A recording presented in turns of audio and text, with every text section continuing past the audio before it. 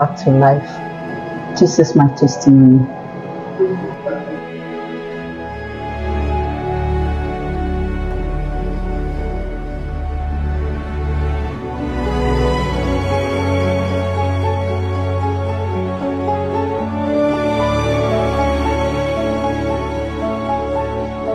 I want to bless the name of the Lord. The Lord showed me mercy on the 18th of September 2023, exactly 9 p.m. or thereabouts. I had a busy day that day. My niece was waiting for me to take her out because that day was also her birthday. But because I was busy and I closed what I was doing that day very late, and also I was waiting for my younger brother to come so that we can go out together and buy her things for her birthday. So on a second thought, I now asked them to go that I don't want to go out that the same day because I had a call that really put me off, and they left about around 9:30, and for me to take my bath and sleep, I went to my bedroom. I now realized that my soap finished, so I needed to have a replace from my room.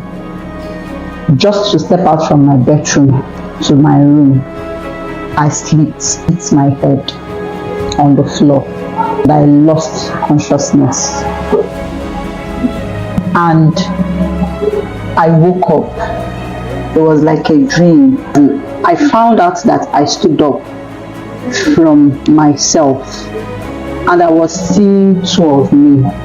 One was standing up, one was lying down. But at first I didn't understand it. What was on my mind was to get the soap and take my bath and sleep. But there's something I noticed. At the moment anything passes through my mind, I find myself in that place. So at that thought that I needed to get the soap and take my bath, I found myself in front of my room door, and I wanted to go inside and take the soap, and the other mind asked me to leave the house. Immediately the thoughts came into my mind. I found myself at my door, as in the exit door, and I was about to open the net and leave the house. I met my pastor, Pastor Chukwudi, and he asked me with a smile on his face, "Where are you going?" At first, so many things was going through my mind when I saw him. I wondered what my pastor was doing in my house. I wondered how did he know my house? And he asked me again, "Where are you going?" I was still staring at him. I couldn't talk, but I was having a conversation with him. I could hear what he was saying, but he wasn't opening his mouth. I believe he could hear what I was also saying at that moment. And he asked me to go back. When he asked me to go back, I just opened the net and he entered the house, and I was walking through my bedroom and he was walking behind me, and we got to my bedroom and he asked me for the second time, "Go back." When he told me to go back, I was staring at him and staring at my lifeless body. I didn't know how to go back. I didn't know what to do. I was staring at him. For the third time, he now said, "Go back." And at that moment, I realized that he knew I didn't know how to go back. And he started praying. I could remember vividly how he prayed that morning. He said he brings blood covering over this household. He brings blood covering over himself, his family. He mentioned Pastor Divine's name and his kid's name. He started mentioning all the pastors that is under him. He said, "I bring all the pastors under blood covering, all the leaders, all the brethren." And at point he mentioned all the believers circle leader. And I happens to be one of the believers circle leader.